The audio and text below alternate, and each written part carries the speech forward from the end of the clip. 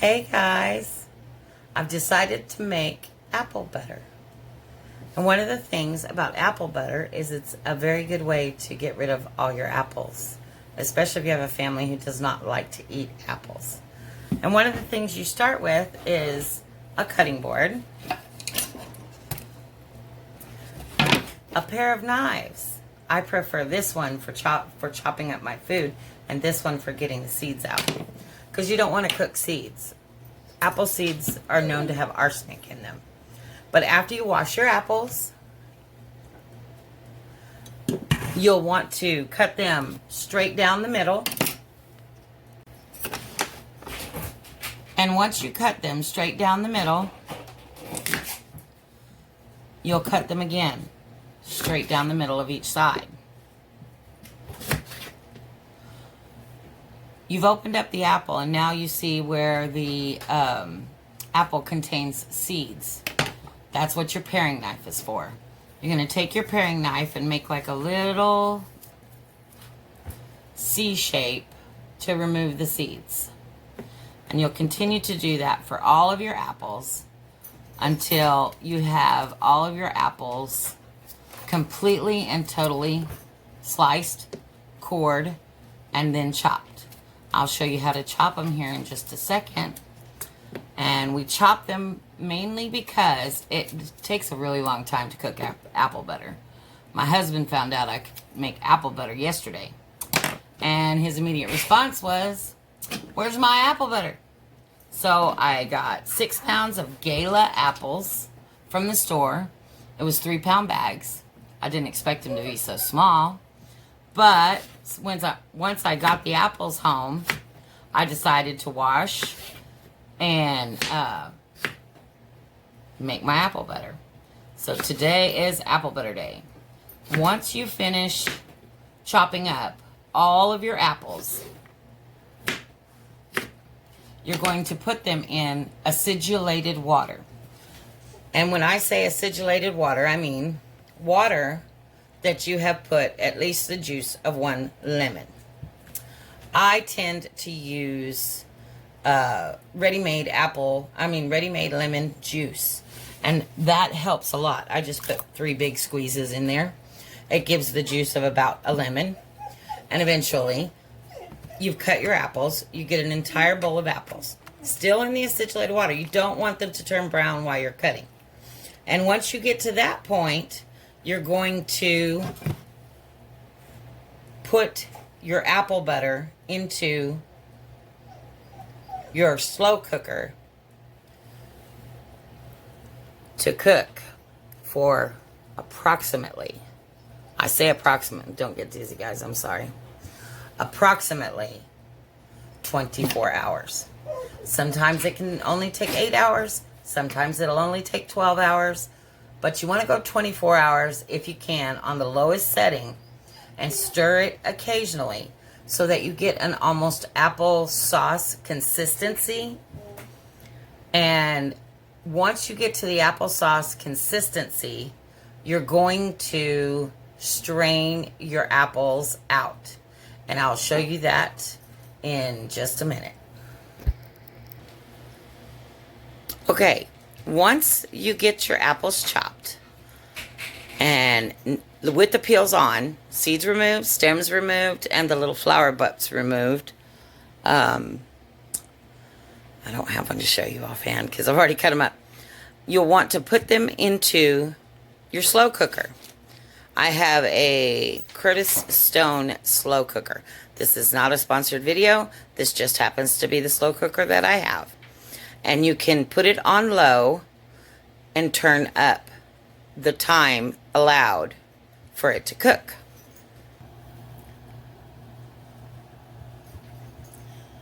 Your apples are all nice and just in there. You don't want to put any seasoning in yet.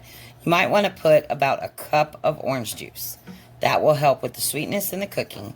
I am diabetic, so I do not use sugar in this recipe.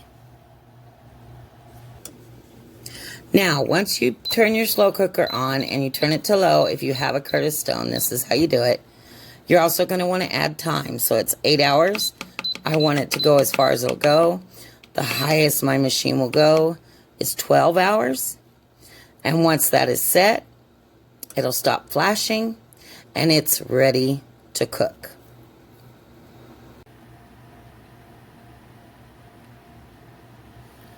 Okay guys, it's time to add your spices. I have a quarter of a teaspoon of cloves, a tablespoon of cinnamon, a tablespoon of vanilla, and a half a teaspoon of freshly ground nutmeg. I'm going to add these to the pot and stir it up, and we're going to let it go. Just so you know, it is full to the brim. I've already added 1 cup of orange juice for sweetness. If you want to, you can add a cup of brown sugar. Hey guys, it is now day 2. I have 9.5 hours left on my slow cooker. This is what your cut up apples should look like. They should be soft and mushy, like you can almost squish them with your spatula or spoon, whatever you're stirring with. I added 1 tablespoon of vanilla and 3 tablespoons of cinnamon, a teaspoon of cloves, or half a teaspoon of cloves, sorry, and a teaspoon of nutmeg. It's been cooking all night, and this is the consistency it should be at after 12 hours of cooking, and it's actually more like 13 hours of cooking. And so that's where we're at right now. There's no more preparation necessary until this has become completely soft. I want it to look like applesauce before I do the next step. Applesauce with skins in it. So just continue stirring and continue cooking until you get that applesauce consistency. Okay guys, good morning. It's been about 18 hours since the apple butter was put into the slow cooker. That was overnight. I have an automatic setting on my cooker that actually turns it to warm once the 12 hours is up.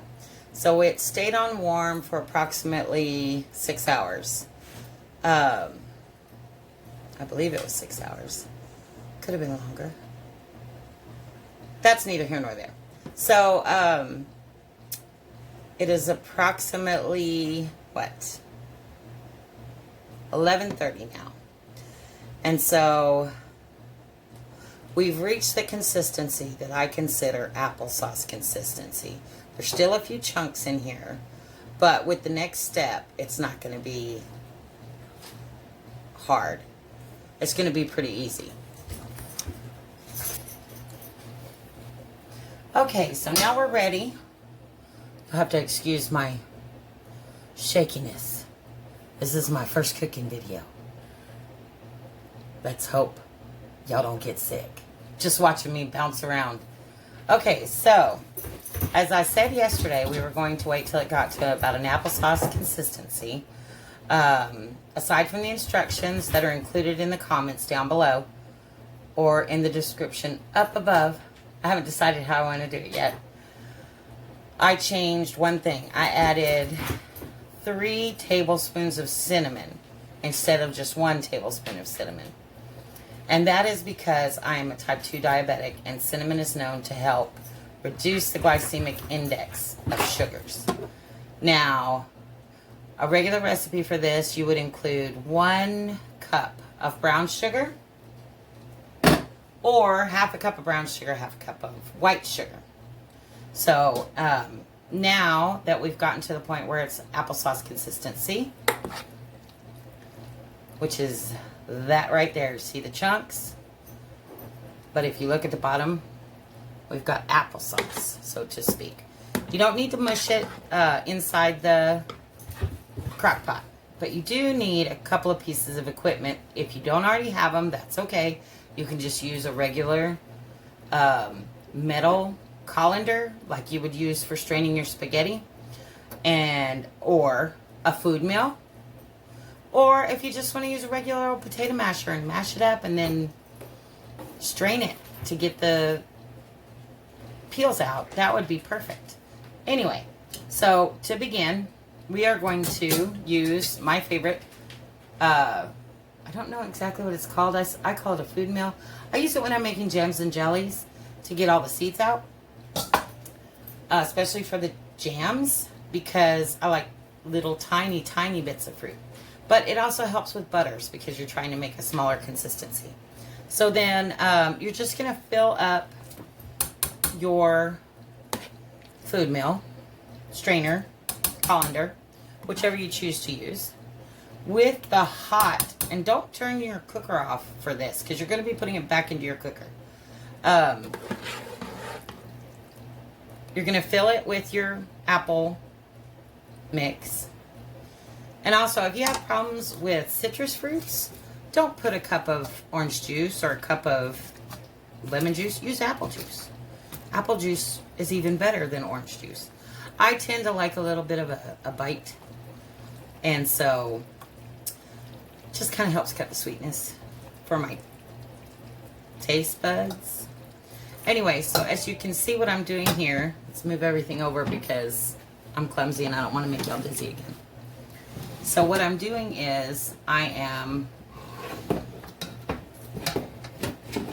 smooshing my apples. And you can do that like this, where you push it through the bottom, or you can just run it round and round. That's really kind of what it's made for. That's why it's similar to a food mill. It's not going to cut anything up, but you will catch any loose seeds, and a couple of seeds aren't bad.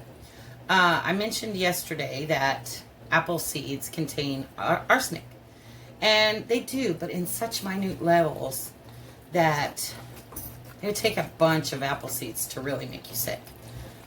But, you know how your mom always told you that swallowing a seed would make a tree grow in your belly? Yeah, I've swallowed plenty of seeds. That don't happen. Unless, of course, you can consider I'm making a watermelon now. I'm trying to lose weight. My diabetes kicked into high gear, and that's type 2 diabetes, last year.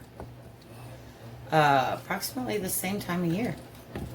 I went to the doctor and got my regular blood tests. I go every 3 months and get a blood test done and see the doctor after that when we talk about my blood levels. I was having issues. It's actually 2 years that it started. 2 years ago it started. I was having issues with dizziness. I was having bouts of what amounted to what I thought was seizures. Small snippets of time where I wasn't aware that I was out until I woke up. Which was kind of silly, but, I mean, not silly, it's very serious. I was driving a lot back then, and when you're driving and you stop to get a sandwich or whatever, and wake up in the car several minutes later, shaking, by yourself, yeah, that's pretty serious. Anyway, I've always been a cook. I've always been a good cook. I've always loved to cook, especially sweets. And this is my first recipe I'm doing for y'all because it's a recipe my honey wanted. My husband and I have been together since September 2 years ago. And we met online and immediately contacted each other for a date. Which, honestly, girls, if you're using online services and they don't want to meet you, just drop them. I had several people I was speaking to that were like, and I say people, I mean men. The people were, for lack of a better word, lazy. I have no idea what their lives were like. But anyway, that's neither here nor there. After you get done, we met each other. We got married in less than a year. Everything clicked. We had a lot in common. And we got married at the top of a lighthouse. So romantic. I know. He loves me. And we've just had a really fun life. We got a lot more we're going to do with each other. But as you can see, this mill lets the food out pretty easily. And what you end up with are like fibers and skins. And this is what your apple butter looks like at this stage, which is just kind of a thick applesauce. After you do the thick applesauce, you're going to put it back in the slow cooker on medium heat, stirring occasionally until you reach the consistency of butter.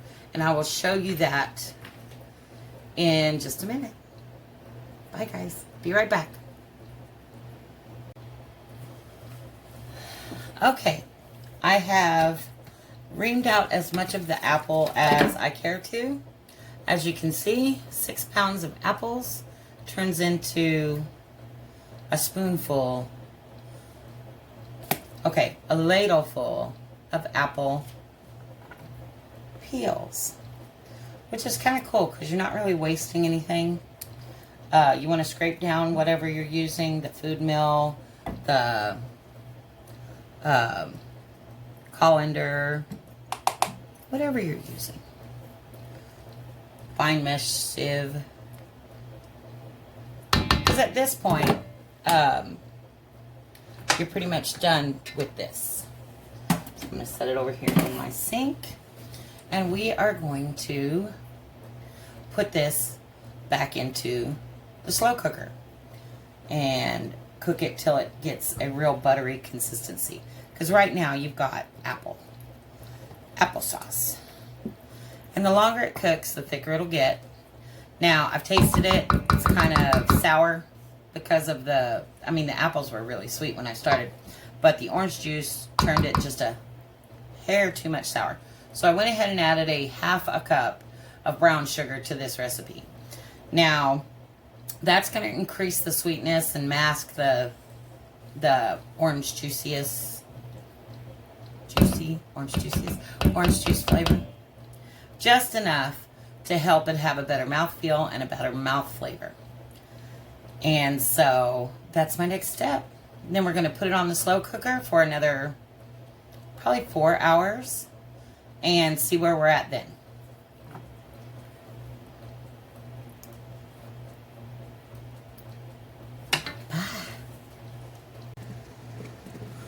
Okay guys, fix my lighting a little so I don't look all washed out.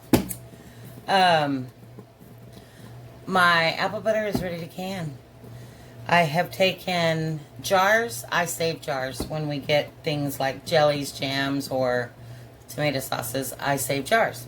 And I save their lids. And I like fruit in a jar sometimes, so I'll save those.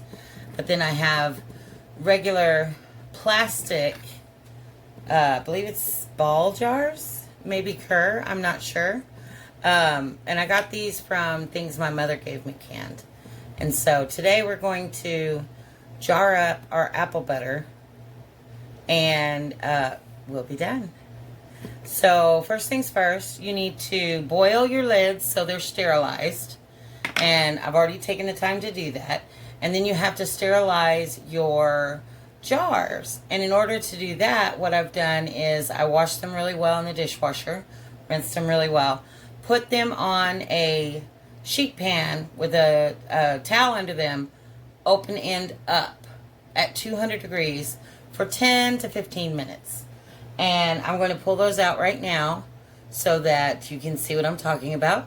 And we're going to get to canning this.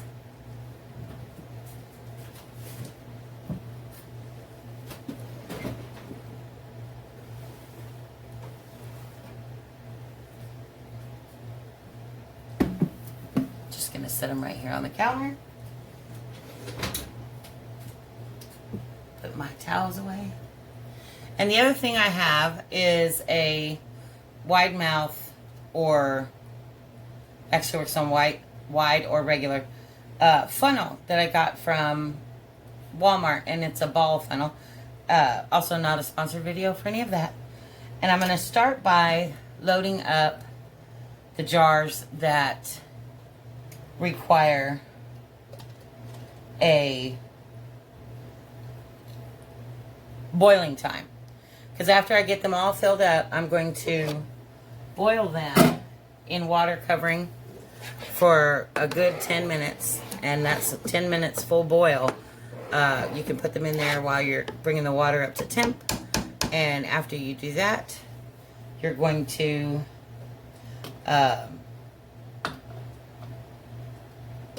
sorry, my funnel's not fitting everything. It's a wide mouth funnel, and I only have 2 wide mouth jars, 3 wide mouth jars. Anyway, so let's get to canning.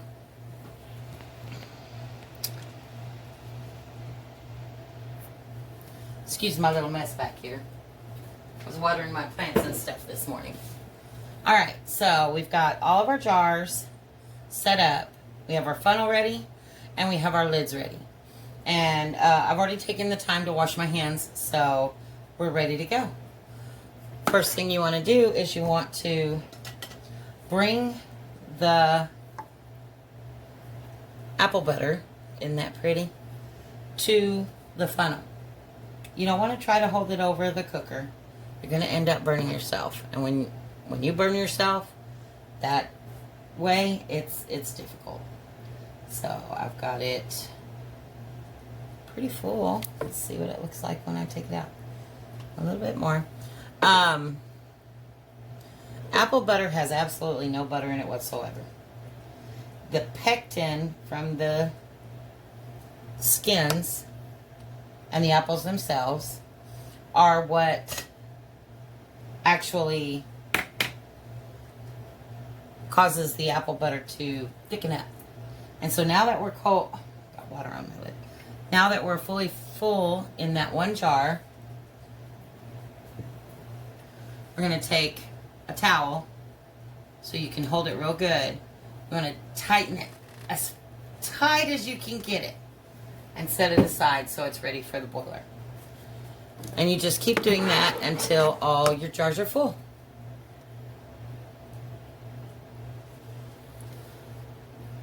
Okay, sorry about the wiggles. Again, this is my first ever cooking video. I'll get better equipment later.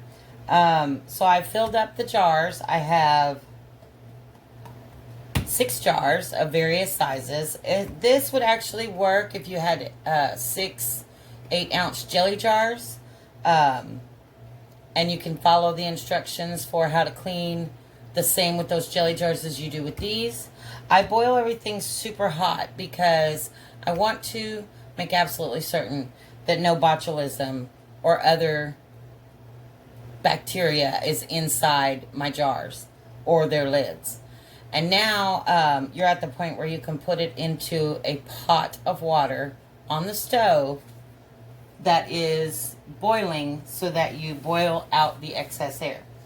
So I've filled the pot about halfway up with water. Let's see. I don't know if you can see that or not. And I'm just going to gingerly drop the bottles into the water to make certain that the water covers them. Now again, I'm doing this with cold water in a cold pot. And I've now got them approximately 1 finger depth deep in the water. So I'm going to add more water to that because I want it to have at least 2 inches over the top.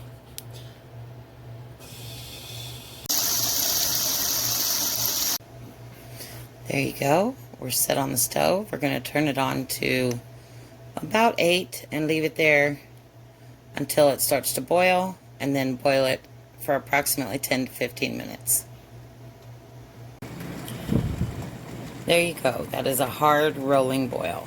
This is the kind of boil you want to have for 10 minutes. Once the 10 minutes is up, turn off your stove and let it sit until it cools enough to be able to pull out your jars.